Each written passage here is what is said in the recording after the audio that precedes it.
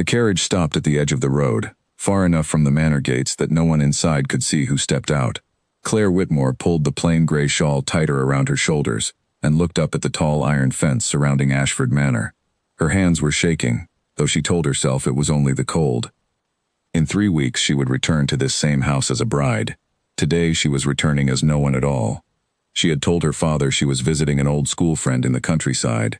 She had told her maid to say nothing if anyone asked. The truth was known only to her, and to the driver who had been paid well enough to forget her face by morning. Claire smoothed down the plain brown dress she had borrowed from a seamstress who owed her family a favor. It was rough against her skin, nothing like the silk she usually wore, but it made her look exactly like what she needed to look like. A servant girl, someone no one would look at twice. She had heard the whispers for weeks now. At dinner parties, women leaned close to her ear and said things like, "Be careful of that family," or, "I have heard the Ashfords are not what they seem." She had dismissed it at first as jealousy, the kind that followed any woman about to marry into wealth and title. But the whispers did not stop. They grew louder, more specific, until one night her own aunt had gripped her wrist and said, "Go and see for yourself before it is too late." So here she was, walking toward the servants' entrance of the house that would soon be her home, carrying nothing but a small bag and a letter of reference she had forged herself. A woman with a sharp face and graying hair opened the door before Claire could knock. This was Mrs. Bellamy, the head housekeeper, a woman known throughout the county for running the tightest household in 3 parishes. "You are late," Mrs. Bellamy said, though Claire had arrived exactly on time. "I am sorry, ma'am," Claire said, lowering her eyes the way she imagined a real servant would. Mrs. Bellamy studied her for a long moment, taking in her hands, her posture, the way she stood. Claire held her breath, certain that any second the older woman would see through her disguise and send her away. "You have soft hands," Mrs. Bellamy said finally. "That will not do here. You will learn quickly or you will not last the week." "Yes, ma'am," Claire said, and stepped through the door into the house she had visited many times before, though never through this entrance, and never as this person. The kitchen was already alive with noise and heat. Pots clattered against stone, and the smell of roasting meat filled the air so thickly that Claire's eyes watered. A young woman with flour on her apron looked up and smiled at her, the first kind face Claire had seen since arriving. "New girl," the young woman said. "I am Ruth. Do not worry about Mrs. Bellamy. She barks louder than she bites, most days." Claire managed a small smile back. "My name is Nell," she said, using the false name she had practiced saying in the mirror for 3 nights straight. Ruth handed her an apron and a stack of linens. "Come on then, Nell. We have the whole East Wing to finish before the family sits down to dinner." For the next hour, Claire followed Ruth through hallways she recognized instantly, though she had always walked them from the other direction, dressed in fine gowns, greeted by name. Now she moved along the edges of rooms, invisible, carrying linens and emptying wash basins, while somewhere above her the family she was about to join went about their evening without knowing she was there at all. She caught her first glimpse of Nathaniel Ashford through a half-open door. He was standing by the fireplace in the study, a glass in his hand, staring into the flames with an expression she had never seen on him before. When they were together, he always smiled, always spoke softly, always seemed eager to please her. Now, alone, his face looked tired and hard, like a man carrying a weight he did not want anyone to see. She wanted to stop and watch him longer, to understand what that look meant, but Ruth tugged her sleeve and pulled her toward the stairs, before anyone noticed them lingering. That evening, in the small room she would share with 2 other maids, Claire lay awake on a thin mattress and listened to the sounds of the house settling around her. Somewhere below, she could hear voices rising and falling in the family's private sitting room. She recognized one of them instantly. It belonged to Margaret Ashford, Nathaniel's mother, a woman known for her elegant manners and her sharp tongue in equal measure. Claire slipped out of bed and crept toward the door, pressing her ear against the cold wood. "We cannot afford another delay," Margaret was saying.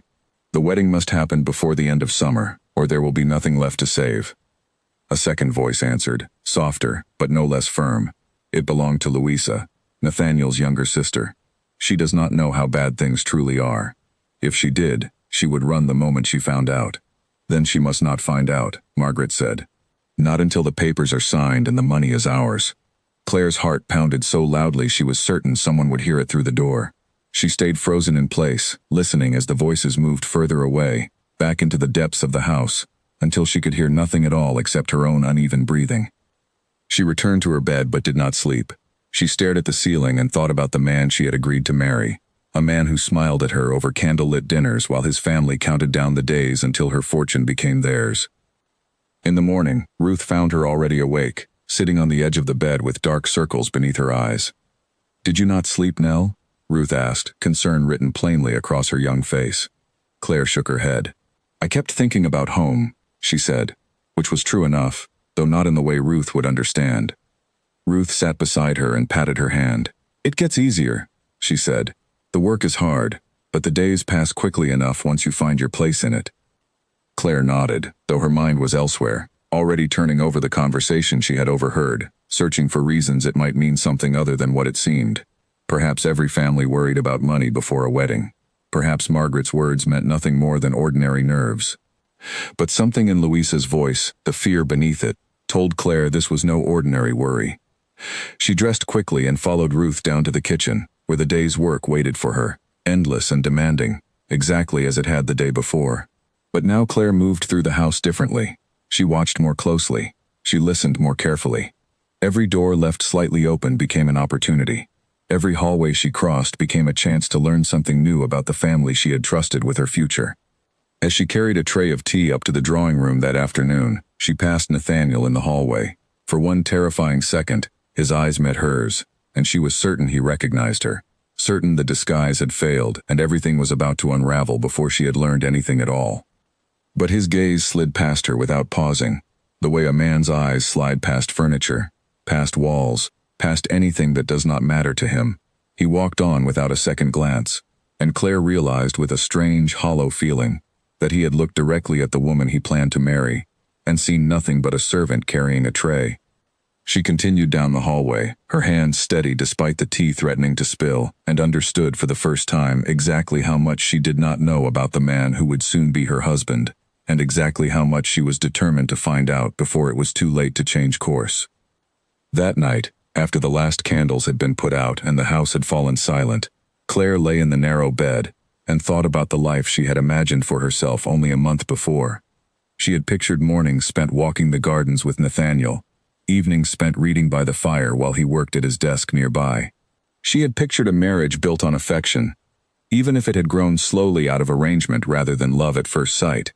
Now those pictures felt like something borrowed from another woman's life, a story she had been told rather than one she had lived. She thought of her father, who had approved the match with such relief in his eyes. The Ashford name still carried weight in society, even if she had not known how thin that weight had worn beneath the surface. Her father trusted old families, old titles, the comfort of a name that had meant something for generations. He would not have looked twice at the numbers behind the polished manors, the way Claire now found herself forced to look. In the darkness, she made a decision. She would not leave after one night, frightened by a single overheard conversation. She would stay long enough to understand the truth completely, to see the family as they truly were, when no guest sat at their table and no suitor stood in their parlor. Only then would she know whether the whispers she had heard for weeks carried any real weight, or whether fear alone had brought her to this house in servant's clothes. Morning came early, marked by the clang of pots in the kitchen below and Ruth's gentle hand shaking her shoulder awake. Mrs. Bellamy already stood in the doorway, arms crossed, watching the newest maid with an expression that suggested she was still deciding whether Claire belonged in her household at all. "You will take breakfast up to the family this morning," Mrs. Bellamy said. "Do not speak unless spoken to. Do not look anyone in the eye longer than necessary, and do not, under any circumstance, drop the tray." Claire nodded and accepted the heavy silver tray, her arms already aching from a single day of labor her body had never known before. As she climbed the stairs toward the family dining room, her heart beat with a nervous energy that had nothing to do with the weight in her hands and everything to do with what she might overhear next, what small piece of truth might slip free from behind the closed doors of the life she had once believed she understood completely. The tray rattled against Claire's palms as she reached the top of the stairs, and for one heart-stopping second she thought it might slip entirely. She steadied it just in time, pressing it against her hip the way she had seen other maids do, and pushed open the dining room door with her shoulder. The Ashford family sat already gathered around the long table, sunlight cutting through tall windows and falling across white linen and polished silver. Margaret Ashford sat at the head, her back straight as a rod, her eyes sharp even in the softness of morning light. Louisa sat beside her, picking at a piece of bread without eating it. Nathaniel sat across from them both, staring at a folded newspaper he did not appear to be reading. Claire kept her eyes low and set the tray down exactly as she had been instructed, pouring tea into each cup with hands that trembled only slightly. No one spoke to her. No one looked at her long enough to notice the trembling at all. She was a shape in the room, present and invisible in the same breath, and she used that invisibility the way a thief might use darkness, moving carefully, listening closely, gathering whatever she could before she was sent away again. "The wedding gown arrived yesterday," Louisa said, breaking the silence. "It is beautiful, almost ashamed to think of it." "Ashamed for what reason?" Margaret asked, her tone sharp enough to cut the air. Louisa glanced at her brother before answering. "Only that such a fine gown will be wasted on a marriage built for numbers rather than affection," she said quietly. Margaret set down her cup with a click against the saucer. "Affection is a luxury for families who do not need saving," she said. "We are not such a family, and you would do well to remember that before you say such things where anyone might hear." Claire kept pouring, kept her face still, though every word landed like a small stone dropped into deep water, sending ripples through everything she thought she knew. She finished with the tea and stepped back toward the wall, waiting to be dismissed, praying no one would ask her to leave before she heard more. Nathaniel finally looked up from his newspaper. "Mother," he said, his voice low but firm, "this conversation does not belong at the breakfast table." "Then where does it belong?" Margaret asked. "In whispered corners, the way we have kept it hidden for months? The wedding is in 3 weeks, Nathaniel. The bank will not wait longer than that, neither will I." Claire's hands went still against the wall. 3 weeks. The exact date she herself had been given, the date she had circled on her own calendar with something close to happiness only days before. "I understand the timeline," Nathaniel said, pushing back from the table. "I do not need it repeated to me every morning as though I have forgotten the stakes." He stood and left the room without finishing his breakfast, his footsteps sharp against the wooden floor. Margaret watched him go with an expression Claire could not quite read, something between frustration and worry, and then turned her attention back to her tea as though nothing at all had happened. Claire was dismissed a moment later with a small wave of Margaret's hand, and she left the room with her empty tray and her mind spinning with everything she had just heard. Downstairs, Ruth was waiting for her by the wash basins, already elbow-deep in soapy water. "You look pale, Nell," Ruth said, glancing up. "Did something happen up there?"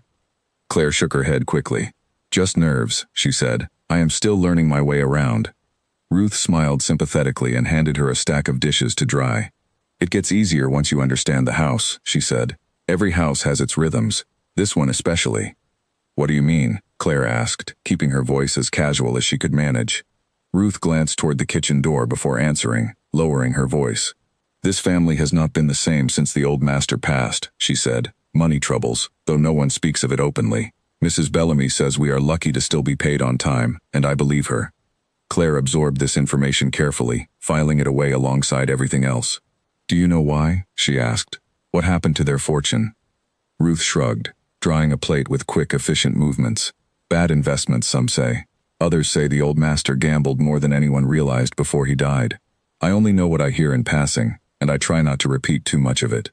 Walls in this house have more ears than you would think." The warning settled over Claire like a chill, and she nodded, returning her focus to the dishes in front of her, though her mind continued turning over every piece of the puzzle she had gathered so far. A family drowning in debt. A wedding timed precisely to save them. A mother who spoke of affection as a luxury they could not afford.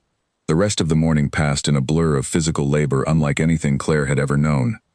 She scrubbed floors until her knees ached against the hard stone. She carried buckets of water up and down staircases until her arms burned with exhaustion.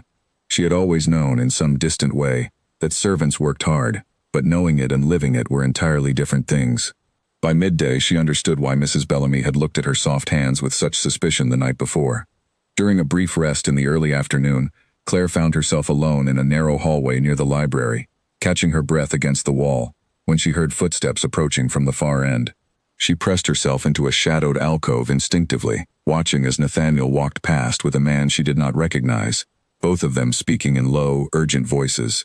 "We cannot delay the transfer of funds past the wedding date," the unfamiliar man was saying. "Mr. Whitmore's solicitors will expect everything settled the moment the marriage is official."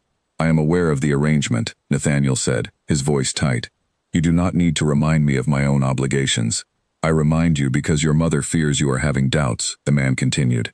"Doubts we cannot afford, given how close we are to losing the estate entirely."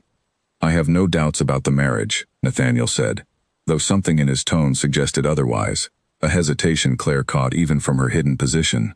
"I have doubts about the manner in which we have handled everything surrounding it."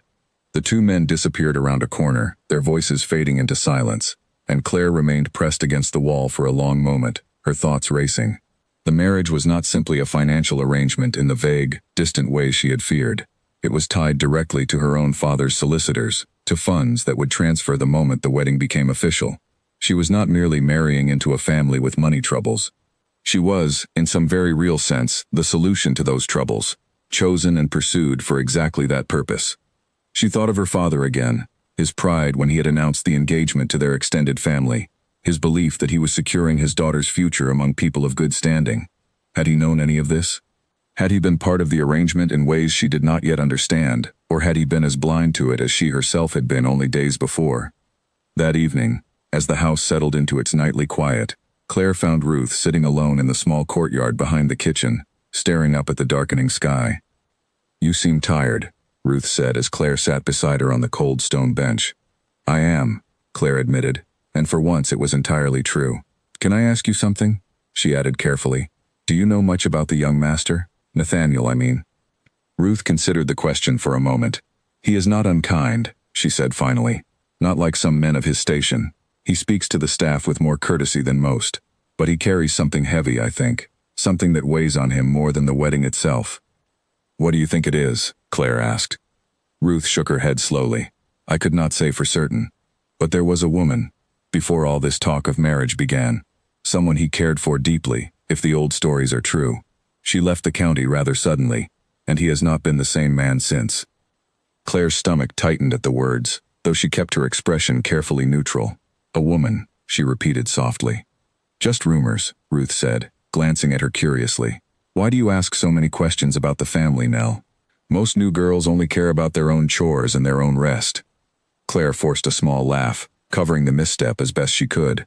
"I suppose I am simply curious by nature," she said. "It is easier to work in a house when you understand the people who live in it." Ruth accepted the explanation with a shrug and changed the subject, but Claire barely heard the rest of their conversation. Her mind had already moved elsewhere, circling around this new piece of information, this mention of a woman Nathaniel had cared for before the arrangement with her own family had been made. She did not yet know if it mattered, if it connected in any way to the urgency she had witnessed in the hallway, or the desperation in Margaret's voice at breakfast.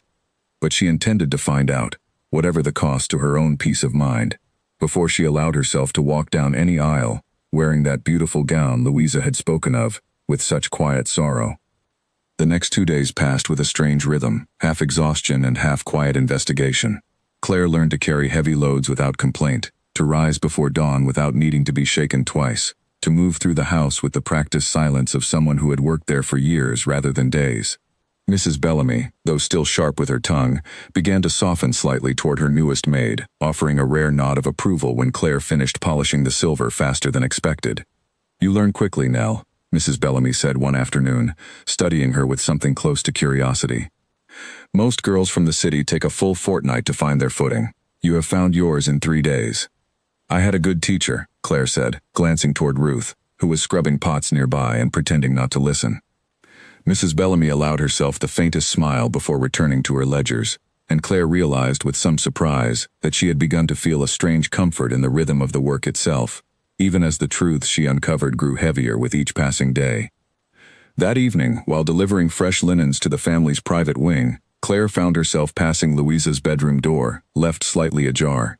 Inside, she could hear the younger woman speaking quietly, her voice thick with worry. "I do not think she deserves this," Louisa was saying, though Claire could not immediately tell who she was speaking to, or of whom. "We are asking her to build a life on a lie, and she does not even know it." A second voice answered, one Claire recognized as belonging to Louisa's personal maid, a quiet older woman named Agnes. "It is not our place to interfere, miss," Agnes said gently. "Your mother has made her decision, and your brother has agreed to it, however unhappily." "Unhappily is not strong enough a word," Louisa said. "He has not smiled since the arrangement was made. Not truly smiled, the way he used to before everything fell apart." Claire stood frozen in the hallway, the stack of linens pressed against her chest, listening as the conversation continued in fragments she could not quite piece together.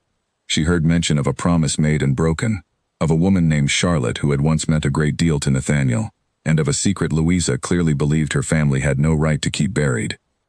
She wanted desperately to step closer, to press her ear fully against the door and catch every word, but the sound of footsteps approaching from the far end of the corridor forced her to move quickly, ducking into a nearby linen closet just as Nathaniel himself rounded the corner, his expression distant and troubled.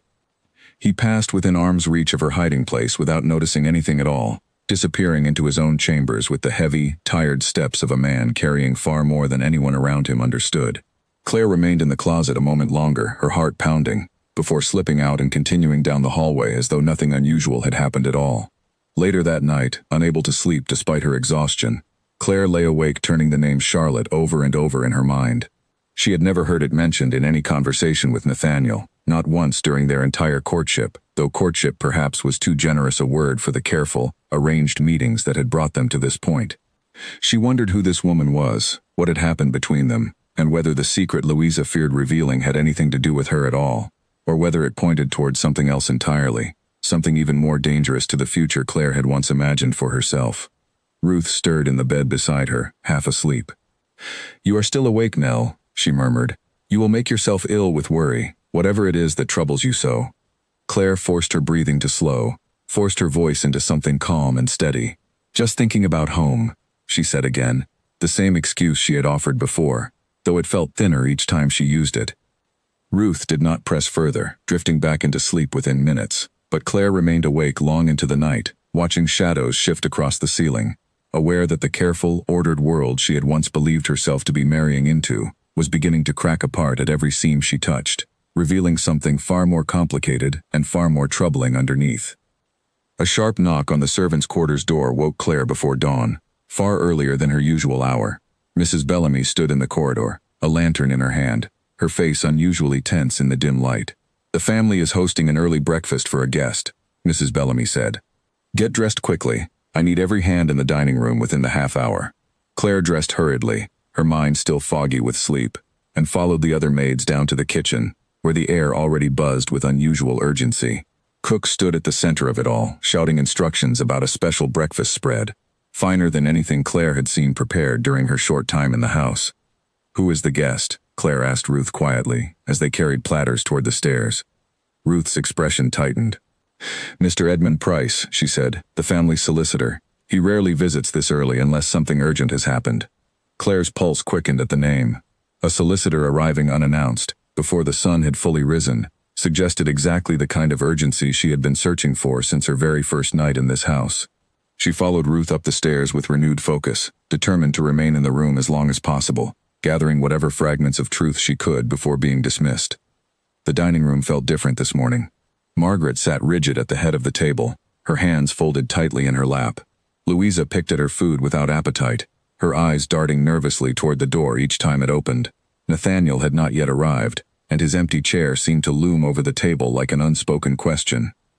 Mr. Edmund Price arrived precisely as Claire finished pouring the first round of tea, a tall man with a thin face and sharp eyes that swept across the room, cataloging every detail before he even took his seat. "Forgive the early hour," he said, settling into the chair beside Margaret. "But the bank has requested confirmation of the wedding date in writing, and I felt it best delivered in person rather than by letter." Margaret's jaw tightened almost imperceptibly. "And if we cannot provide that confirmation," she asked, "then the loan extension will not be granted," Edmund said plainly. "The bank has already shown considerable patience, given the circumstances of your husband's passing. They will not extend that patience indefinitely."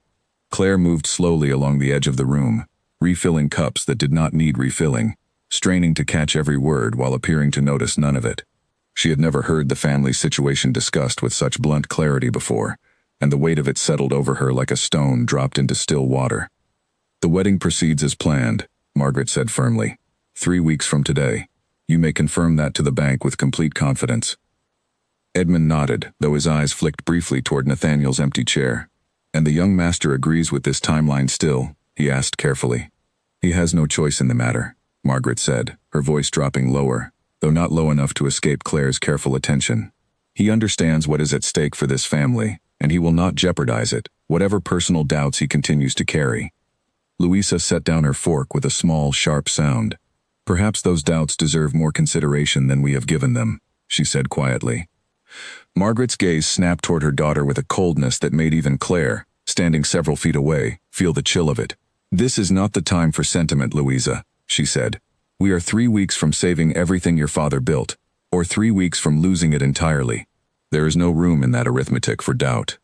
The room fell into an uncomfortable silence, broken only by the soft clink of silverware against china. Claire finished her circuit of the table and retreated toward the wall, her mind racing through everything she had just witnessed. The urgency was real, more real than she had allowed herself to believe even after the previous days of careful listening. The family's survival depended entirely on this marriage happening on schedule, regardless of whatever doubts lingered beneath the surface. Nathaniel finally appeared halfway through breakfast, offering a brief apology for his lateness that no one seemed to fully believe.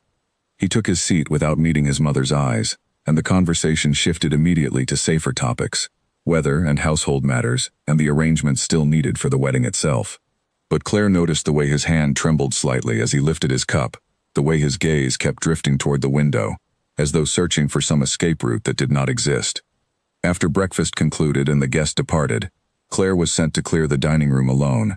The other maids called away to handle a delivery arriving at the kitchen entrance.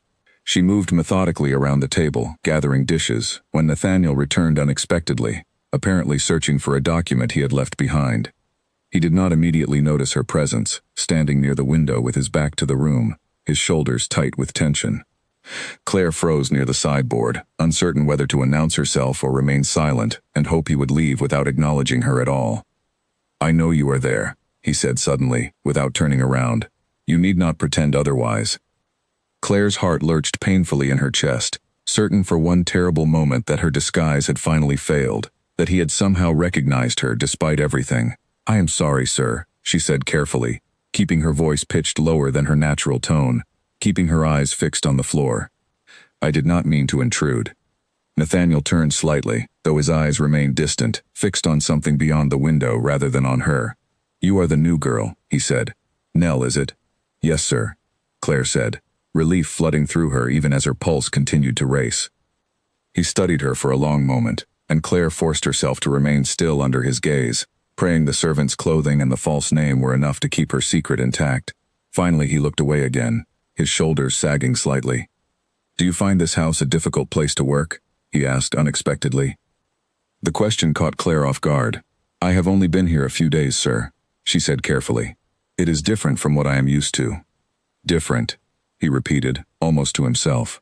"Yes, I imagine everything here feels different from what people expect, once they see it closely enough."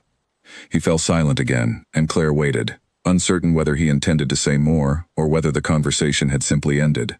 After a long moment, he crossed to the writing desk near the window and retrieved the document he had apparently come searching for, tucking it into his coat. "You may finish your work," he said, his voice returning to its usual formal distance. "Forgive the interruption." He left the room without another word, and Claire remained standing near the sideboard for several long seconds, replaying the strange exchange in her mind. There had been something in his voice, some quiet sorrow beneath the formal politeness, that did not match the cold, calculating image his mother's words had painted of him. He had not sounded like a man eager to secure a fortune through marriage. He had sounded like a man trapped by circumstances entirely beyond his control. That afternoon, while helping Ruth sort through linens in the laundry room, Claire finally worked up the courage to ask the question that had been circling in her mind since the previous night. "Ruth," she said carefully, "do you know anything about a woman named Charlotte? Someone connected to the young master, perhaps, before all this talk of marriage began?" Ruth's hands stilled over the folded sheets, and she glanced toward the door before answering, her voice dropping to barely above a whisper. "Where did you hear that name?" she asked. "I overheard it somewhere," Claire said carefully. "I did not mean to pry, but I could not help wondering." Ruth hesitated, clearly weighing how much to say. "Charlotte Vane," she said finally. "She was the daughter of a merchant family, not wealthy enough for the Ashfords to consider a proper match, but the young master cared for her deeply, or so the older staff always said. They were seen together often, before his father passed and everything changed." "What happened to her?" Claire asked. "She left," Ruth said simply. "Rather suddenly, not long after the old master's death was announced. Some say his mother arranged it, paid her family to leave the county and never return. Others say Charlotte left of her own accord, understanding the young master would soon need to marry for money rather than affection, and choosing not to stay and watch it happen." Claire absorbed this information slowly, feeling pieces of the puzzle shifting into a shape she had not fully anticipated. "Do you believe she is truly gone?" she asked. "For good, I mean." Ruth shrugged, returning her attention to the linens. "I could not say, but I do know the young master has not been the same since. And I know his mother watches him more closely than any mother should need to watch a grown man, as though she fears he might do something reckless if given half the chance." The words settled heavily over Claire as she continued her work through the rest of the afternoon, her mind turning over every possibility. Perhaps Charlotte's absence was simply a sad, ordinary story of love sacrificed to circumstance. Or perhaps there was more to it. Some thread still connecting Nathaniel to a life his family had worked hard to erase. A thread that might unravel everything the moment Claire's own wedding approached. She did not yet know which possibility frightened her more, the thought that Nathaniel still harbored feelings for a woman he could never have, or the thought that his family might be capable of far more than simply arranging a convenient marriage to solve their money troubles. Either way, she understood now, with complete clarity, that she could not walk away from this house until she knew the full truth, whatever shape it finally took. That evening, Mrs. Bellamy assigned Claire to dust the family portrait gallery, a long corridor lined with paintings of Ashfords stretching back generations, stern faces watching from gilded frames as she moved slowly along the wall with her cloth. Near the far end, she noticed a section where the wallpaper appeared slightly lighter, a faint rectangular shadow suggesting a portrait had once hung there and been removed.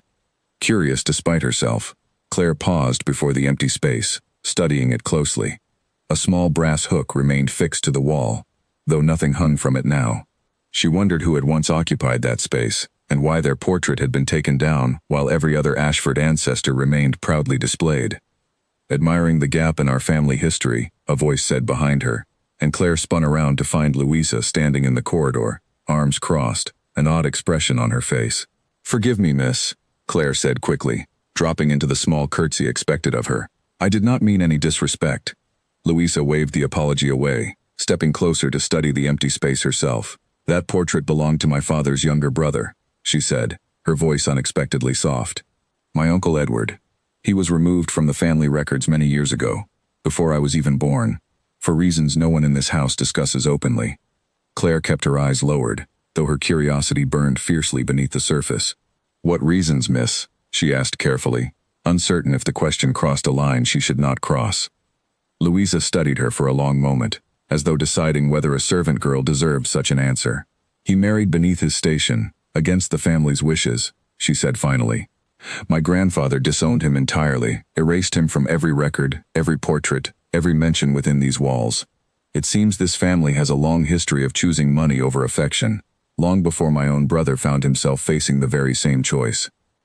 Claire absorbed the words carefully, understanding now that the pattern she had uncovered was not new, not born from Margaret's desperation alone, but woven deeply into generations of Ashford history. "Do you think the young master will make a different choice than his uncle did?" Claire asked, immediately regretting the boldness of the question. But Louisa did not seem offended. Instead, something like sadness crossed her features.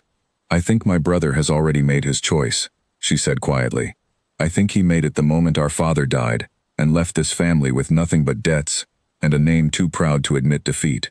Whatever he feels for anyone else no longer matters against the weight of what he believes he owes us."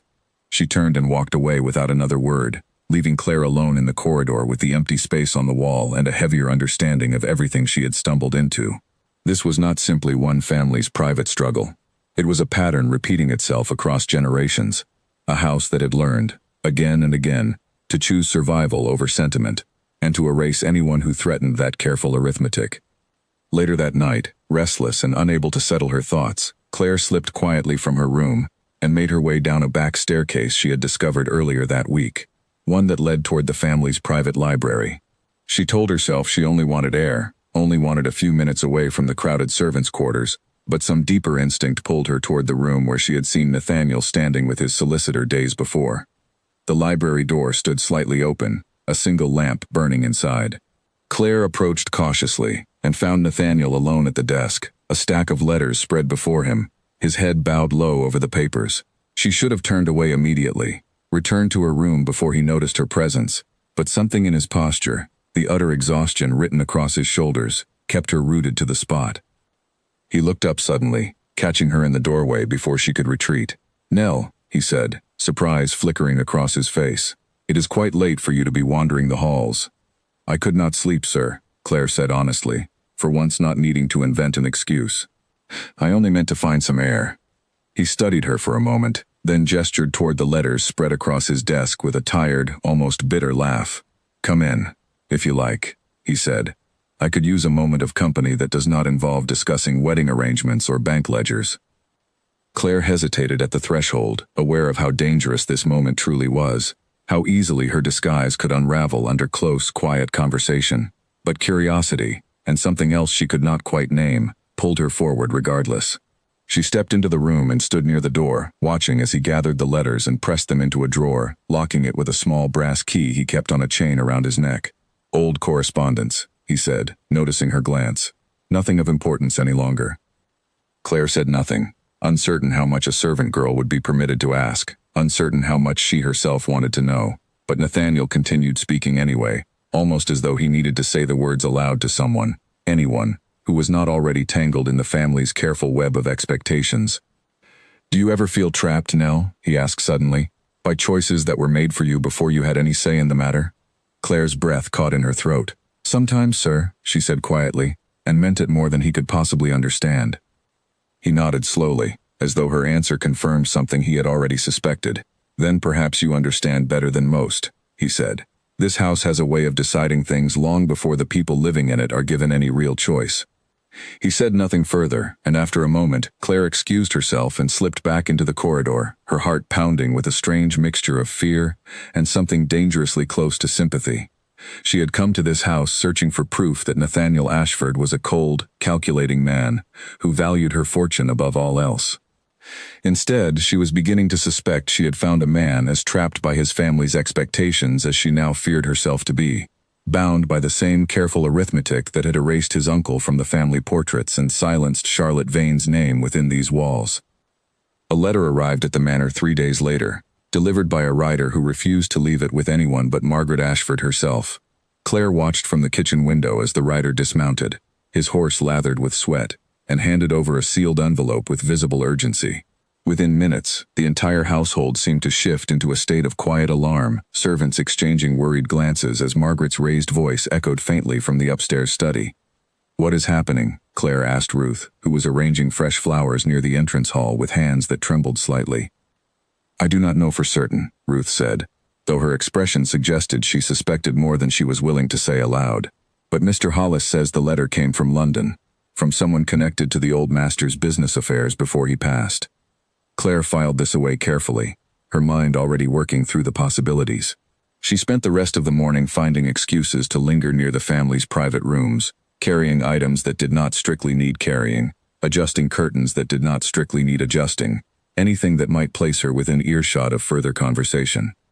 Her patience was rewarded that afternoon when Margaret summoned both Nathaniel and Louisa into the study, and Claire, sent to deliver a tray of refreshments, arrived just as the door swung shut behind her, trapping her briefly inside the room before she could retreat. "Leave the tray and go," Margaret said sharply, barely glancing at her. Claire set the tray down as quickly as she could manage without appearing to rush, but her hands moved slowly enough to catch fragments of the conversation already underway. "The solicitor in London has found something," Margaret was saying, her voice tight with barely controlled panic. "Records from your father's final months, transactions he never disclosed to anyone. It seems he owed money to people far more dangerous than the bank." "What kind of people?" Nathaniel asked, his voice carefully controlled despite the alarm evident in his eyes. "Men who do not send polite letters requesting payment," Margaret said. "Men who expect to be paid regardless of whether a wedding happens on schedule or not." Claire's hands stilled over the tray for a fraction of a second before she forced herself to continue, arranging cups with deliberate slowness. This was information far beyond anything she had anticipated, a layer of danger she had not considered when she first stepped through the servants' entrance nearly a week before. "How much?" Louisa asked quietly. "Enough that even Claire Whitmore's fortune may not fully cover it," Margaret said, and Claire nearly dropped the cup she was holding at the sound of her own name spoken so plainly. "Enough that we cannot afford any further delay, any further doubt, any further indulgence of feelings that have no place in our current circumstances." Claire finished arranging the tray with hands she forced to remain steady and curtsied quickly before hurrying from the room, her mind racing far ahead of her feet. She had come searching for evidence that the Ashfords viewed her only as a solution to ordinary money troubles. What she had found instead was something far more serious: debts connected to dangerous men, a father's secret dealings that had apparently followed the family beyond the grave. She found herself in the kitchen garden minutes later, gripping the edge of a stone wall, trying to steady her breathing. The wedding was no longer simply a transaction to save a proud family's pride. It was, she now understood, tied to threats she could not fully comprehend, threats that made Margaret's earlier desperation seem almost reasonable by comparison. Ruth found her there, concern etched across her young face. "Nell, you look as though you have seen a ghost," she said, settling beside her on the garden wall. "I overheard something I should not have," Claire admitted, choosing her words carefully. "Something about the family owing money to dangerous people." Ruth's expression darkened, and she glanced around the garden before speaking, as though the very walls might carry word back to the house. "You must be careful what you repeat, Nell," she said seriously. "Servants who know too much about a family's private troubles do not always fare well once that knowledge becomes known. Mrs. Bellamy has told us before, more than once, that discretion is the only thing keeping most of us employed in houses like this one." Claire nodded, understanding the warning fully, though it did nothing to calm the storm building inside her. "I did not mean to overhear anything," she said. "It simply happened." "It always simply happens," Ruth said, not unkindly. "That is how most of us learn the things we are not meant to know. The trick is learning to forget it again, at least outwardly, and to keep your place regardless of what secrets pass through these walls." Claire managed a small, unconvincing nod, though forgetting was the furthest thing from her mind. If anything, this new information only sharpened her determination to understand the full shape of the danger surrounding her, before she allowed herself to be married into the center of it. That evening she found an unexpected opportunity when Mrs. Bellamy sent her to the study to collect the family's correspondence for posting, a task usually reserved for a more senior maid but assigned to Claire due to the sudden illness of another servant. Alone in the study for a brief moment, she scanned the desk quickly, her eyes catching on a half-finished letter in Nathaniel's handwriting, left carelessly beside a stack of outgoing mail. She should not have read it. She knew this even as her eyes moved across the lines, but something in her could not stop herself, not after everything she had already learned. But the letter was addressed to no one by name, though the tone suggested it had been written to someone Nathaniel knew well, someone he had perhaps hesitated to send it to at all, given the unfinished state of the page. "I do not know how to explain what has happened since you left," the letter read. "My father's debts have grown into something far larger than any of us understood, and my mother believes this marriage is the only path that saves us from complete ruin. I cannot fault her reasoning, though I despise the position it has placed me in. Miss Whitmore is kind, and undeserving of the deception surrounding our arrangement, though she does not yet know the full truth of why this marriage was arranged so quickly, or what waits for this family if it fails to happen on schedule." The letter ended there, unfinished, and Claire stared at her own name written in Nathaniel's careful hand, her heart pounding with a confusion of emotions she could not fully untangle. He had called her kind. He had acknowledged, in private, in a letter never meant for her eyes, that she deserved better than the deception surrounding their engagement. And yet he had continued forward with the arrangement regardless, bound by circumstances that had grown far beyond simple family pride. She heard footsteps approaching in the corridor and quickly gathered the outgoing mail, leaving the unfinished letter exactly where she had found it, her hands trembling as she hurried from the room moments before Nathaniel himself appeared in the doorway. "Nell," he said, surprise evident in his voice. "I did not expect anyone here at this hour." "Mrs. Bellamy sent me for the post, sir," Claire said, keeping her eyes carefully lowered, terrified that whatever she was feeling might show plainly on her face if she looked at him directly. He nodded, stepping aside to let her pass, though something in his expression suggested he sensed a shift in her, some change he could not quite place. As she moved past him into the hallway, he spoke again, his voice quieter than before. "Nell," he said, and she paused despite herself. "Do you believe people can be forced into choices that betray their own conscience, and still remain good people underneath it all?" Claire's throat tightened. "I believe circumstances can make good people do difficult things, sir," she said carefully. "But I do not believe it excuses the deception those choices sometimes require." Something flickered across his face, surprise perhaps, or recognition of a truth he had not expected to hear from a servant girl passing through his hallway. He said nothing further, and Claire continued on her way, leaving him standing alone in the doorway of the study, the unfinished letter still waiting on his desk for words he had not yet found the courage to complete. She reached her room that night with her thoughts in complete disarray, The Ashford family's situation was more dangerous and more desperate than she had imagined, tangled with debts to men who did not send polite letters. Nathaniel himself was not the cold, calculating figure his mother's ambitions suggested, but a man caught between conscience and obligation, aware of the deception surrounding their engagement, and troubled by it in ways she had not expected to discover. None of this changed the fundamental truth she had uncovered. She was still being deceived. Her fortune was still the answer to problems far more serious than she had been told. But for the first time since arriving at Ashford Manor in her borrowed servant's dress, Claire found herself uncertain whether the villain of this story was quite as simple as she had first believed, and that uncertainty frightened her almost as much as the danger itself. She woke the next morning determined to learn more about the men her late father-in-law had owed money to, though she knew such information would not be easy for a servant girl to uncover openly. The opportunity came sooner than expected, when Mrs. Bellamy assigned her to help Mr. Hollis, the elderly butler, sort through a delivery of correspondence that had arrived overnight. Mr. Hollis worked slowly, his hands stiff with age, and Claire found herself handling most of the sorting alone, while he rested in a nearby chair, his eyes half closed. Among the ordinary bills and invitations, she noticed one envelope different from the rest. Heavier paper, no return address, sealed with plain wax rather than the family's usual crest. "This one," Claire said carefully, holding it up for Mr. Hollis to see. "Should it go to the study with the others?" Mr. Hollis opened one eye and studied the envelope for a long moment before his expression shifted into something wary. "That goes directly to Mrs. Ashford," he said quietly. "Only to her, and only when she is alone. Best you forget you ever touched it, girl." Claire nodded and set the envelope aside as instructed, though the exchange only deepened her curiosity rather than settling it. She delivered the letter to Margaret's private sitting room herself later that morning, knocking softly before entering. Margaret took the envelope without a word of thanks, her face paling slightly as she recognized the plain wax seal, and Claire was dismissed before she could observe anything further. That afternoon, while beating dust from the drawing room curtains, Claire overheard two of the older servants speaking in hushed tones near the doorway, unaware of her presence behind the heavy fabric. "I heard the men were seen near the village inn last week," one servant murmured. "Rough sorts, asking questions about the family's finances to anyone willing to talk for a coin or two." The other servant made a low, worried sound. "Mrs. Bellamy says we are not to speak of it," she said. "Says it is not our place to concern ourselves with matters above our station. But I do not like the thought of such men circling this house, whatever their business with the old master might have been." Claire remained perfectly still behind the curtain until the servants moved on, her mind now confirming what she had begun to suspect. The danger was not confined to letters and private conversations behind closed doors.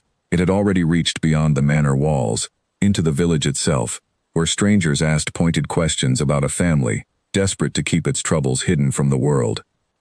She found Ruth again that evening, unable to keep the growing weight of everything to herself entirely, even while careful not to reveal how much she truly knew. "Ruth," she said quietly, as they folded linens together in the fading evening light, "do you think a family could be in real danger, not just from losing their fortune, but something worse?" Ruth's hands stilled, and she glanced toward the door before answering. "Why do you ask such a question, Nell?" she said, her voice low. "I have heard things," Claire admitted carefully. "Whispers about men asking questions in the village." Ruth's face grew serious, and she leaned closer, her voice dropping further still. "Mrs. Bellamy warned all of us last month to say nothing of the family's affairs to anyone outside these walls," she said. "She would not have given such a warning without good reason. I think whatever trouble the old master left behind is far from settled, whatever the family wishes the rest of us to believe." Claire absorbed this confirmation with a heavy heart, understanding now that she had stumbled into something far more consequential than a simple story of a family choosing money over affection. Whatever debts the old master had left behind, whoever these dangerous men truly were, the wedding scheduled in less than 3 weeks was not merely a solution to embarrassment or social decline. It was, in some very real sense, a matter of the family's safety, perhaps even their survival in ways that reached beyond mere finances. She lay awake again that night, turning every piece of information over in her mind, searching for a way forward that did not require her to simply trust a family who had hidden so much from her already. She thought of Nathaniel's unfinished letter, his private acknowledgement of the deception surrounding their engagement, and wondered whether he too felt trapped by dangers he had not fully chosen for himself, forced to protect a family and a name that had inherited troubles far beyond his own making. Whatever the truth finally proved to be, Claire understood now that she could not simply walk away and pretend she had seen nothing. Too much had already been revealed, and too much remained hidden still, waiting for her to uncover it before the wedding arrived and closed every door behind her for good. A hand closed around Claire's wrist so suddenly she nearly dropped the basket of washing she carried, pulling her sideways into a narrow alcove off the servants' corridor. She spun, heart hammering, expecting discovery at last, and found herself face to face with Mrs. Bellamy, whose expression carried none of its usual sharpness, only something closer to fear. "Who are you?" Mrs. Bellamy said quietly, her grip tightening. "And do not tell me Nell from the city, because I have written to the agency that supposedly sent you, and they have never heard your name." Claire's stomach dropped, ice flooding through her veins despite the warmth of the corridor. "I can explain," she said, though no explanation came readily to her tongue. "You had better explain quickly," Mrs. Bellamy said, glancing toward the empty hallway behind her. "Because if Mrs. Ashford learns a stranger has been living in her house under false pretenses, listening to family conversations, you will not simply be dismissed. You will be handed to the authorities before supper." Claire swallowed hard, weighing every possible lie against the growing certainty that lies had run their course. "My name is Claire Whitmore," she said finally, the words feeling strange and heavy in her mouth after days of answering to someone else's name entirely. Mrs. Bellamy's grip loosened slightly, her eyes widening with sudden recognition. "The heiress," she breathed, "the one betrothed to the young master." Claire nodded, unable to find further words for a moment. "I needed to see this family as they truly are," she said finally, "before I bound my life to theirs completely. I am sorry for the deception, but I am not sorry for what I have learned." Mrs. Bellamy studied her for a long, silent moment, something shifting behind her sharp eyes. "And what exactly have you learned, miss?" she asked, her tone carefully neutral now, no longer quite so accusatory. Claire hesitated, uncertain how much to trust this woman who held her secret so precariously in her hands. "Enough to know this family is desperate," she said carefully. "Enough to know there is more danger here than I understood when I agreed to this marriage." Mrs. Bellamy's face tightened, and she glanced once more down the empty corridor before speaking again, her voice dropping to barely above a whisper. "Then you understand more than most of the staff are permitted to say aloud," she said. "I have served this family for 20 years, miss. I watched the old master build debts he never spoke of openly, and I have watched his widow scramble to hold together what remains, by whatever means necessary." "Will you tell her about me?" Claire asked, bracing herself for the answer. Mrs. Bellamy was quiet for a long moment. "I should," she said finally. "It would be the proper thing, given my position in this house.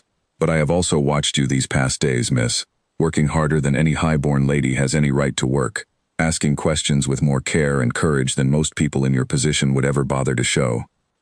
She paused, studying Claire's face carefully. "I will give you 3 more days," she said finally. 3 days to learn whatever you still need to learn, before I am forced to say something to someone." Claire nearly wept with relief, though she held herself steady, offering a grateful nod instead. "Thank you," she said quietly. "I will not forget this kindness." "See that you do not," Mrs. Bellamy said, releasing her wrist at last and stepping back, her usual sharpness returning to her expression, as though the moment of vulnerability had never happened at all. "Now get back to your work, before someone notices this conversation has gone on far too long for an ordinary scolding." Claire returned to her duties with her pulse still racing, aware now that her time in this disguise had a firm and rapidly approaching limit. 3 days. She needed to understand everything she could within 3 days, before Mrs. Bellamy's patience ran out, or before the danger circling the family finally caught up with events she could no longer control.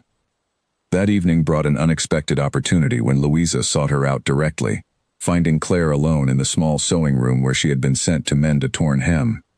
"I wonder if I might speak with you plainly," Louisa said, closing the door behind her with unusual care. Claire looked up, startled by the request. "Of course, miss," she said carefully. Louisa sat across from her, twisting her hands together nervously. "You asked me about my Uncle Edward, some days ago," she said, "and I have thought of little else since. It made me realize how much this family hides from everyone, including ourselves sometimes." Claire remained silent, uncertain where this conversation intended to lead. "I do not think Miss Whitmore deserves what is being done to her," Louisa continued, her voice growing steadier as she spoke. "She does not know about the debts my father left behind, or the men who have been asking about them in the village. She does not know my brother once loved someone else entirely, someone my mother paid to disappear rather than allow an unsuitable match to threaten this family's reputation. She is walking into a marriage built on secrets she has not been given any chance to weigh for herself." Claire's breath caught, her hands going still over the mending in her lap. "Why are you telling me this?" she asked carefully, though some part of her already suspected the truth might be closer to the surface than Louisa herself yet realized. "Because I do not know who else to tell," Louisa said, her eyes suddenly bright with unshed tears. "Because you have listened to me more carefully than anyone in this house in a very long time, even if you are only a servant girl who happened to be nearby. And because I think, whatever happens, someone should try to warn her before it is too late. If you ever find a way to reach her before the wedding, tell her to ask her own father what he truly knows about this arrangement. I do not believe he is as innocent in this as she may believe." The words struck Claire with the force of an unexpected blow, opening an entirely new avenue of fear she had not considered before. Her own father, involved in ways she did not yet understand, she forced herself to remain composed, nodding slowly as though absorbing information about strangers rather than her own life unraveling before her. "I will remember that, miss," she said quietly, her voice barely steady. Louisa left the room a few minutes later, wiping her eyes discreetly, unaware of exactly who she had been confiding in all along. Claire remained alone in the sewing room for a long while afterward, the mending forgotten in her lap, her mind racing through every possibility Louisa's words had opened before her. Her father. What could he possibly know that he had not told her? Had he simply trusted the Ashford name blindly, as she had first assumed? Or had he been aware of the family's desperate financial situation from the very beginning, perhaps even complicit in arranging a match that benefited him in ways she had not yet considered? She thought of every conversation she had shared with her father in the weeks leading up to the engagement, searching for any hint of hesitation, any sign of knowledge he had kept carefully hidden beneath his obvious pride and relief. She found nothing definitive in her memory, only a nagging uncertainty that had not existed before tonight. The following 2 days passed in a blur of careful observation and growing dread. Claire watched Nathaniel more closely than ever, noting the way he avoided his mother's eyes during meals, the way he lingered near windows as though searching for some escape that did not exist. She watched Margaret's controlled desperation grow sharper with each passing hour, her demands to the household staff growing more exacting, her patience thinner with every small mistake. On the second night, Claire nearly gave herself away entirely when a heated argument broke out in the family's private sitting room, loud enough to carry clearly into the corridor, where she stood frozen with a stack of folded towels in her arms. "I cannot simply pretend nothing has changed," Nathaniel's voice rose above his mother's, filled with an anger Claire had not heard from him before. "You asked me to marry a woman under false pretenses, to hide the truth of our situation from her completely, and now you tell me even that may not be enough to save us." "It will be enough," Margaret's voice answered, sharp and unyielding. "It must be enough. I will not lose everything your father built because you have suddenly developed a conscience 3 weeks before your wedding." "A conscience," Nathaniel repeated, his voice bitter.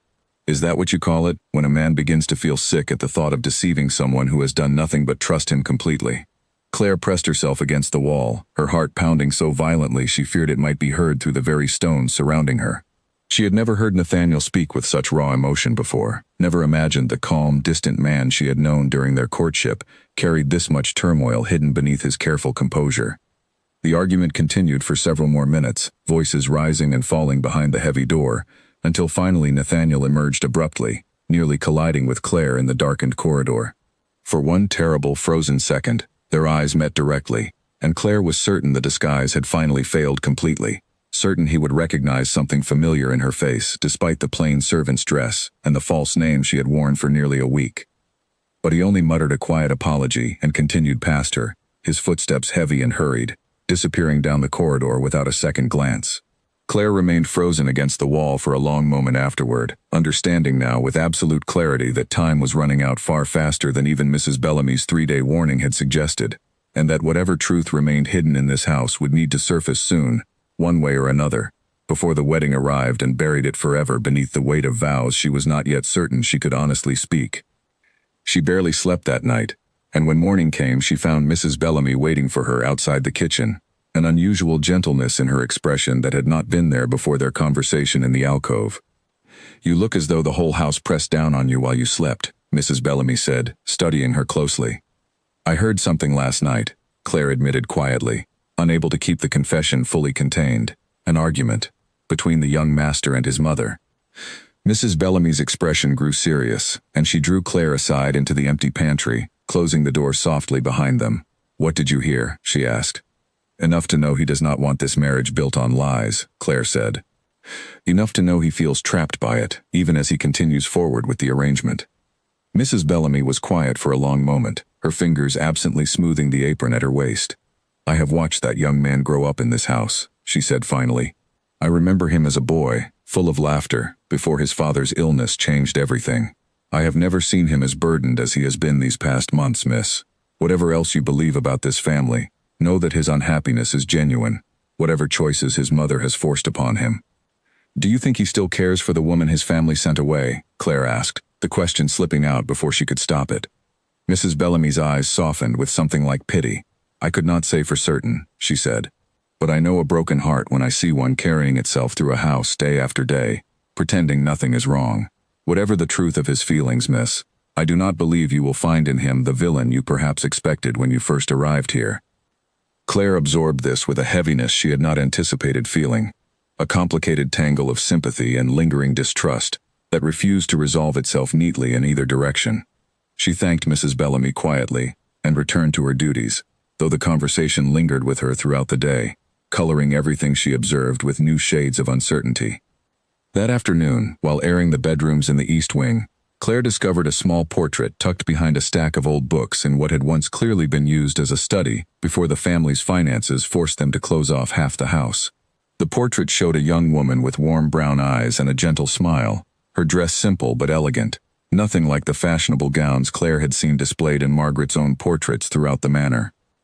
She lifted the small frame carefully, studying the face, wondering if this might be the elusive Charlotte Vane whose name had followed her through every conversation about Nathaniel's past. Footsteps in the hallway startled her, and she quickly returned the portrait to its hiding place just as Agnes, Louisa's quiet personal maid, appeared in the doorway. "You should not be in this room," Agnes said, though not unkindly, her eyes flicking toward the stack of books where Claire had been standing. "This wing has been closed for some time." "I was airing the linens, miss," Claire said quickly, gesturing toward the window she had opened earlier. "I did not realize I had wandered into a private space." Agnes studied her for a moment, something knowing in her expression that made Claire's pulse quicken with fresh worry. "You found the portrait, did you not?" Agnes said finally, her voice quiet. Claire hesitated, then nodded, deciding honesty might serve her better than further deception with a woman who seemed to already suspect more than she was saying. "That is Miss Vane," Agnes confirmed, stepping further into the room and glancing behind her before continuing. "The young master could not bear to destroy it, though his mother demanded every trace of her be removed from the house proper. He hid it here himself, in a room no one visits any longer, rather than see it burned as his mother wished." Claire's chest tightened at the image, a man secretly preserving a memory his family had tried so completely to erase. "Do you know what truly happened between them?" Claire asked carefully. Agnes's expression grew sorrowful. "Miss Vane was kind, and she loved him genuinely, without any thought for his family's fortune," Agnes said. "But love was never going to be enough against debts as large as the ones this family carried. Mrs. Ashford offered her family a sum of money to leave quietly, and threatened worse if they refused. Miss Vane left not because she stopped loving him, but because she understood staying would only bring ruin upon people she cared for, both her own family and his." "And the young master?" Claire asked. "Has he ever tried to find her since?" Agnes shook her head slowly. "I do not believe he knows where she went," she said, "and even if he did, I do not think his conscience would allow him to seek her out now, bound as he is to this new arrangement. He is not a man who breaks his word easily, miss, whatever else you may think of the circumstances surrounding it." Claire left the closed room with Agnes's words settling heavily alongside everything else she had gathered over the past week. A portrait of a man far more complicated than the cold fortune hunter she had feared marrying, and far more trapped by circumstances than she had initially understood. It did not erase the deception at the heart of their arrangement, nor the very real danger surrounding the family's hidden debts, but it added a weight of sympathy to her growing catalog of truths that she had not expected to carry, and did not entirely know what to do with as the wedding drew ever closer. The house erupted into frantic preparation on the morning of the engagement celebration, a grand gathering Margaret had arranged to reassure the county, and more importantly the bank, that the wedding remained firmly on schedule. Carriages began arriving by midday, carrying guests in silk and jewels, filling the manor with a noise and brightness that felt almost mocking against everything Claire had learned within these walls over the past week. She had one final task before the evening began, a decision she had turned over endlessly through another sleepless night.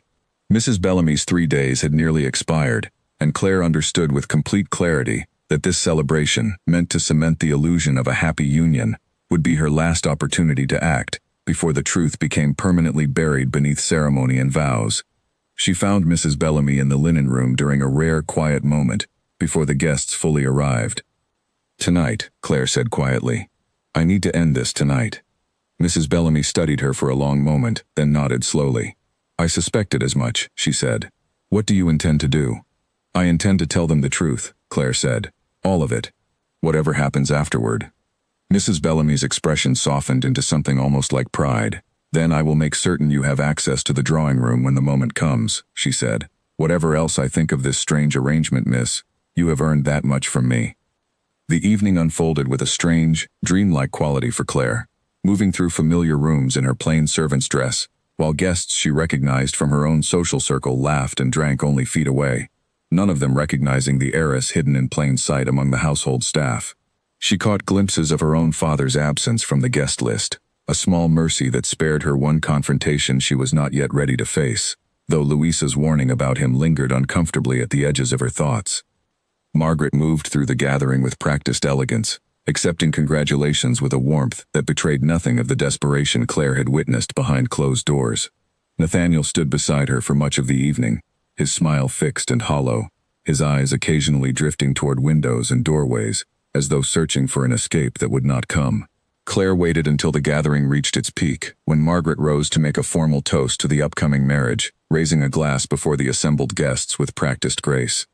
"To the union of two great families," Margaret announced, her voice carrying easily across the crowded room, "and to a future secured by loyalty and love and the promise of everything yet to come." The room raised their glasses in response, a chorus of approval and celebration, and Claire understood this was the moment, the precise instant before the toast could settle into memory and become another comfortable lie the family told itself. She stepped forward from the edge of the room, removing the plain cap that had hidden her face from the household these past days, letting her hair fall loose around her shoulders in a way that immediately drew startled glances from the nearest guests. "Forgive the interruption," Claire said, her voice steady despite the violent pounding of her heart, "but I believe there is something this room deserves to hear before any toast is made to loyalty that has not yet been earned." A ripple of confused murmurs spread through the gathering. Margaret's face drained of color as recognition dawned, her glass trembling slightly in her hand. Nathaniel stared at her with an expression of pure shock, his mouth opening slightly though no words emerged. "Miss Whitmore," Margaret finally managed, her voice strained with disbelief. "What is the meaning of this?" "The meaning," Claire said, turning to address the full room now, "is that I have spent the past week living in this house as a servant girl named Nell, listening to conversations I was never meant to hear, learning truths this family worked very hard to keep hidden from me." Gasps rippled through the crowd, and Claire caught sight of Louisa near the back of the room, her hand pressed to her mouth, understanding dawning across her features, as she recognized the connection between the servant girl who had confided in her and the heiress standing before them now. "I have learned that this marriage was arranged not out of affection, but out of desperate financial necessity," Claire continued, her voice growing stronger with each word. "I have learned that this family owes debts to dangerous men, who have already begun asking questions in the village. I have learned that Nathaniel Ashford once loved a woman named Charlotte Vane, a woman his own mother paid to disappear rather than allow their engagement to threaten this family's fortune." Margaret set down her glass with a sharp, unsteady motion. "This is a private family matter," she said, her composure cracking visibly beneath the weight of every guest's attention now fixed upon her. "You have no right to air it before our friends and neighbors." "I have every right," Claire said, her voice unwavering. "I was meant to marry into this family under false pretenses, kept ignorant of debts and dangers that would have shaped my entire future without my knowledge or consent. I deserved to know the truth before agreeing to any of this. Instead, I was forced to discover it myself, hidden behind a maid's apron in my own future home." The room had fallen into stunned silence now, every eye moving between Claire and the visibly shaken Ashford family. Nathaniel finally found his voice, stepping forward with an expression Claire could not fully read, somewhere between horror and something that looked almost like relief. "Claire," he said quietly, ignoring the watching crowd entirely, "how long have you known?" "Since my first night in this house," she said, meeting his eyes directly for the first time since her arrival as Nell. "I heard your mother and sister discussing the wedding timeline and the money that depended upon it. I stayed to learn everything else." Nathaniel's shoulders sagged, and for a moment he looked less like the composed heir to a great estate and more like the exhausted, trapped man she had glimpsed alone in his study late at night. "I wanted to tell you," he said, his voice low enough that only those nearby could hear. "I began a letter to you a dozen times and never found the courage to send it." "I know," Claire said quietly. "I found it, unfinished, on your desk." A murmur moved through the assembled guests, whispers passing from person to person as they processed the unfolding scene before them. Margaret attempted once more to regain control of the moment, stepping forward with her chin raised despite the color still absent from her face. "Whatever misunderstandings have occurred," she began, but Claire cut her off with a firmness that surprised even herself. "There is no misunderstanding," Claire said. "I understand perfectly. This family intended to marry me for my fortune while concealing debts, danger, and a broken heart that never fully healed. I understand that Nathaniel's uncle was erased from these very walls for marrying against family wishes, and that Charlotte Vane was paid to vanish for daring to love a man his mother deemed unsuitable in matters of money, whatever his own heart desired." Louisa stepped forward suddenly from the crowd, her voice trembling but clear. "She is telling the truth," Louisa said, addressing the stunned guests directly. "I have watched this family choose fortune over feeling for as long as I can remember. I am ashamed it has taken a stranger's courage to finally say so plainly, when I lacked the courage to say it myself." Margaret rounded on her daughter, with fury written across her face, but the damage among the gathered guests had already spread too far to contain, whispers turning to open conversation, expressions of shock giving way to something closer to scandalized fascination, as the truth continued unraveling before them.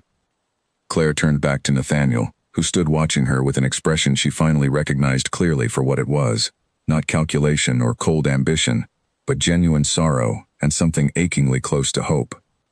"I do not know what you intend to do now," Nathaniel said quietly, stepping closer despite his mother's furious presence nearby, "but I want you to know that whatever my family's intentions, my own respect for you has been genuine since the moment we first met. I am sorry you were forced to discover the truth this way, hidden and afraid in your own future home." Claire studied him carefully, searching his face for any trace of the deception she had feared finding when she first arrived at this house in her borrowed gray dress. What she found instead was a man as burdened by his family's choices as she herself had nearly become. A man who had hidden a portrait rather than burn it, who had begun and abandoned a dozen honest letters rather than continue a comfortable lie. "I need time," she said finally, her voice softer now, meant only for him despite the watching crowd. "Time to understand what I truly want, separate from what our families have arranged for us. I cannot promise you anything more than that tonight." Nathaniel nodded slowly, understanding evident in his expression. "That is more than I expected to receive, given everything you now know," he said. "I will not press for more than you are willing to give." Margaret, watching this exchange with visible desperation, made one final attempt to salvage the evening. "Perhaps we might discuss this privately," she said, her voice strained with false brightness, away from the concerns of our gathered friends. "No," Claire said simply, turning to face her directly. "I think your friends and neighbors have already learned quite enough tonight to understand exactly what kind of arrangement this family intended to build. I will not pretend otherwise for the sake of your reputation, not after everything I have witnessed within these walls." She removed the plain apron she still wore over her borrowed dress, letting it fall to the floor between them, a final rejection of the disguise that had served its purpose completely.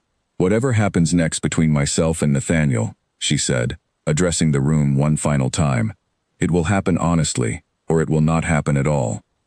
She walked from the drawing room with her head held high, past guests who parted to let her through, past Margaret's stunned silence and Louisa's tearful, grateful expression, past Nathaniel's watchful eyes that followed her without any attempt to stop her leaving. Mrs. Bellamy waited near the entrance hall, holding Claire's own coat, retrieved quietly from wherever it had been stored since her arrival as a stranger in servant's clothing. "You did well tonight," Mrs. Bellamy said quietly, helping Claire into the coat with something that looked remarkably like respect. "I do not yet know if I did well," Claire admitted, stepping toward the door and the waiting night beyond it, "but I know I finally acted with honesty. After a week spent hidden in someone else's shadow, whatever comes next, at least it will be built on truth, and that is more than this family offered me from the very beginning." She stepped out into the cool evening air, leaving behind the manor and everything it had tried to conceal from her, carrying with her instead the full weight of truth she had fought so hard to uncover, and the uncertain, honest future that truth had finally made possible for her to choose entirely on her own terms. The carriage that carried her home moved slowly through the dark countryside, and Claire pressed her forehead against the cool glass of the window, watching the lights of Ashford Manor fade behind her. She did not cry, though she had expected to. Instead, she felt strangely light, as though a burden she had carried without fully realizing its weight had finally been set down. Her father was waiting in the front hall when she arrived home, his face etched with worry that had clearly built over hours of her unexplained absence. "Claire," he said, rushing forward, "where have you been? Your maid said you left days ago and gave no word of when you would return." Claire studied her father's face carefully, remembering Louisa's warning from days before, the suggestion that he was not as innocent in this arrangement as she had once believed. "Father," she said quietly, "I need you to answer a question honestly, and I need you to understand I will know if you are lying to me." Her father's expression shifted from worry to wariness. "Of course," he said slowly. "What is it you wish to ask?" "Did you know the Ashford family was in serious debt when you arranged my engagement?" she asked directly. "Did you know about the men from London, about the danger surrounding their finances, before you gave your blessing to this marriage?" Her father's face paled, and for a long moment he said nothing at all, his silence answering the question more completely than any words could have managed. "I knew they had struggled since the old master's passing," he said finally, his voice heavy with something between shame and justification. "I did not know the full extent, not until recent weeks. But I will not pretend I was entirely ignorant, Claire. I believed the match still held value, for both families, whatever difficulties needed to be overcome along the way." "You believed my fortune would solve their problems," Claire said, not quite a question. "I believed our families joining together would strengthen us both," her father said. "I am sorry if that belief blinded me to details you deserved to know from the beginning. I never intended you to walk into danger unknowingly, Claire. Whatever else I am guilty of, believe that much at least." Claire studied her father for a long moment, weighing his words against everything Louisa had warned her of, against the desperate urgency she had witnessed firsthand within Ashford Manor's walls.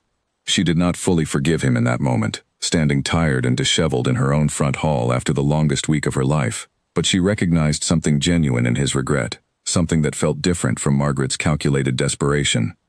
"We will speak more of this tomorrow," she said finally. "Tonight I only want rest, and time to think clearly about what I truly want, separate from every arrangement made on my behalf without my full knowledge." Her father nodded, understanding evident in his weary expression, and did not press her further as she climbed the stairs toward her own bedroom, leaving behind both the manor she had left and the father whose trust she was no longer certain she could extend so easily as before. Word of the engagement celebration spread through the county within days, whispered across dinner tables and exchanged in hushed tones at social gatherings, the story of an heiress who had lived among the servants to uncover her fiancé's family secrets becoming the talk of every parlor for miles around.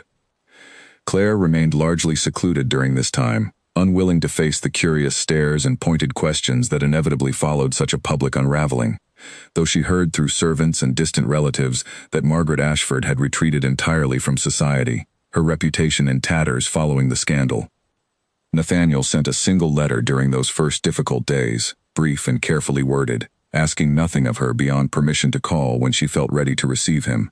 Claire kept the letter on her writing desk for 3 full days before finally deciding how she wished to respond, weighing everything she had learned against the genuine sorrow she had witnessed in his eyes on the night she finally revealed herself completely. She finally replied to Nathaniel's letter on the 4th day, agreeing to a single meeting, though she chose the location carefully, a public garden rather than either family's home, a place where she could speak freely without the weight of Ashford Manor pressing down upon every word exchanged between them. He arrived before her, standing near a stone fountain with his hands clasped behind his back, looking thinner than she remembered, as though the past few days had worn him down considerably. When he saw her approaching, something in his posture eased slightly, though he did not smile. "Thank you for coming," he said as she reached him, his voice careful and measured. "I was not certain you would." "I nearly did not," Claire admitted honestly, settling onto a nearby bench and gesturing for him to join her. "But I decided you deserved the chance to explain yourself directly, rather than through half-finished letters and overheard conversations." Nathaniel sat beside her, keeping a respectful distance, his hands resting loosely in his lap. "I do not know where to begin," he said after a long moment. "Everything I might say sounds like an excuse, even to my own ears." "Then do not make excuses," Claire said. "Simply tell me the truth, plainly, as though you were speaking to Charlotte Vane rather than to me." He flinched slightly at the name, though he did not look away from her. "That is fair," he said quietly. The truth is that my father left this family drowning in debts he never disclosed to anyone, debts that grew more dangerous with each passing month after his death. My mother saw your fortune as the only path to survival, and I agreed to the arrangement because I did not see another way to protect the people who depend on this estate, the tenants, the staff, my own sister's future. And Charlotte, Claire asked gently.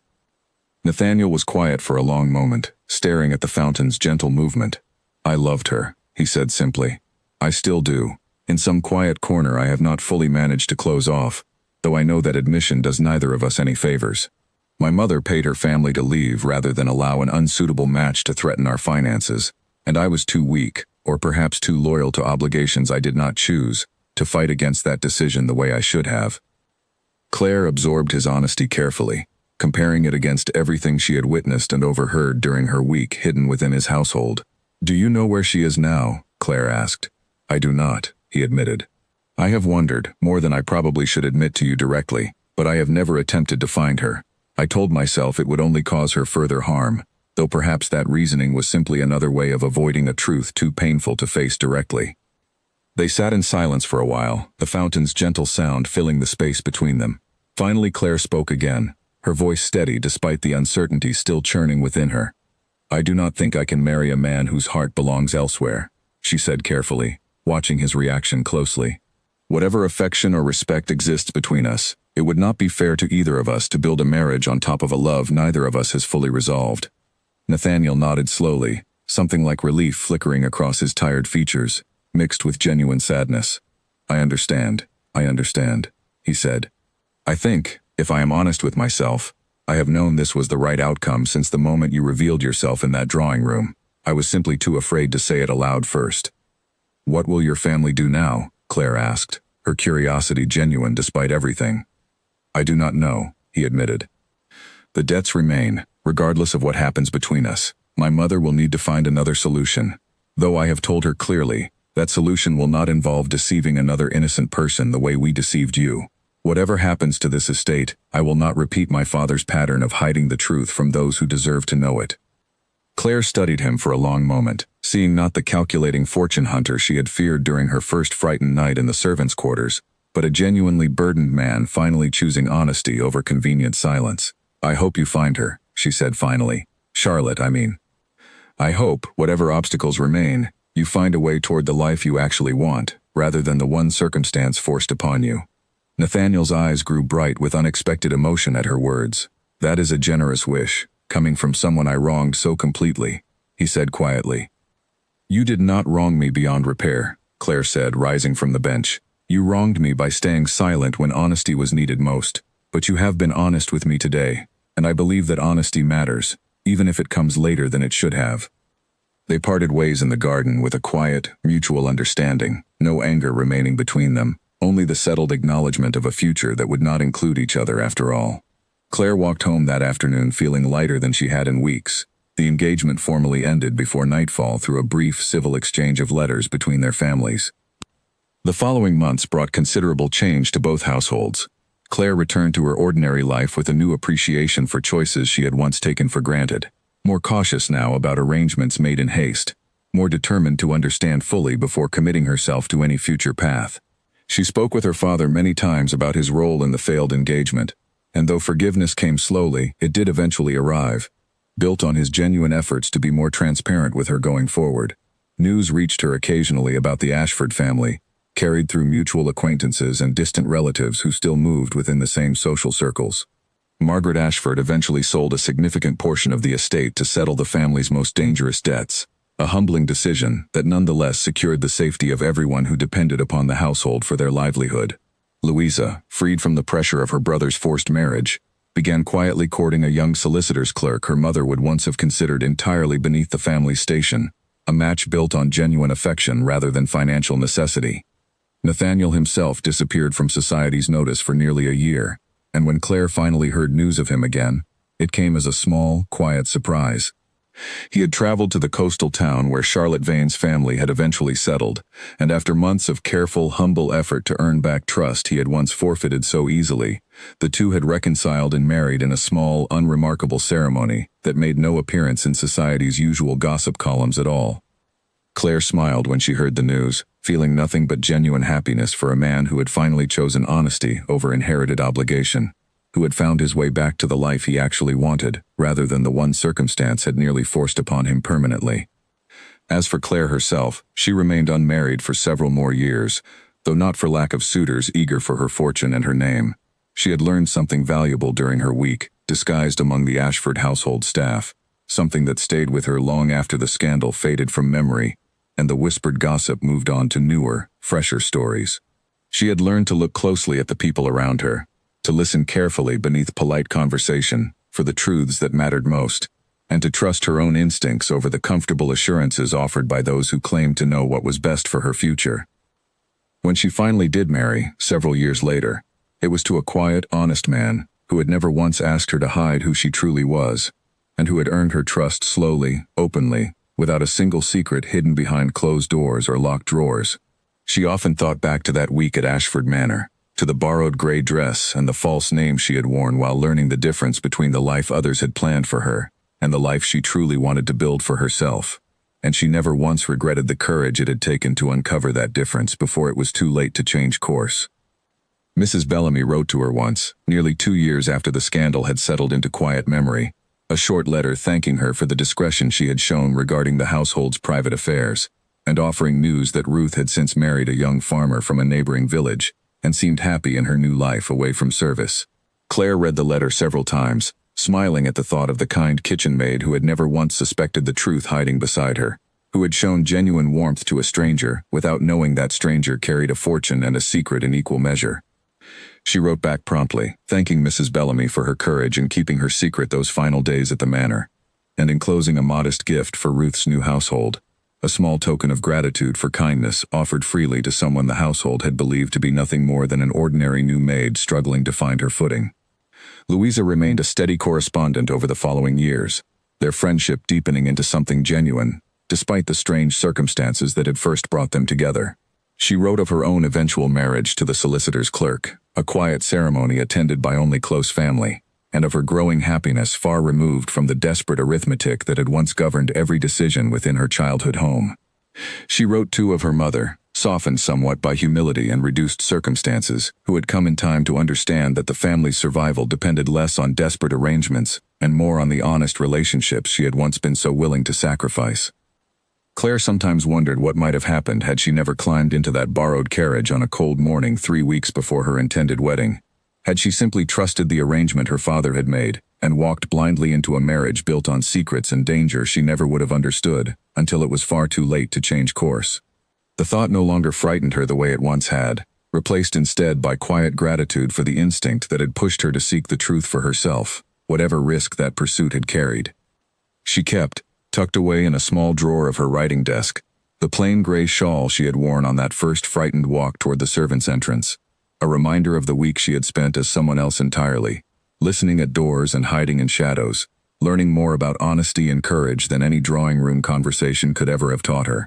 It remained there for the rest of her life, a quiet symbol of the moment she had chosen truth over comfortable ignorance, and had never once looked back with regret.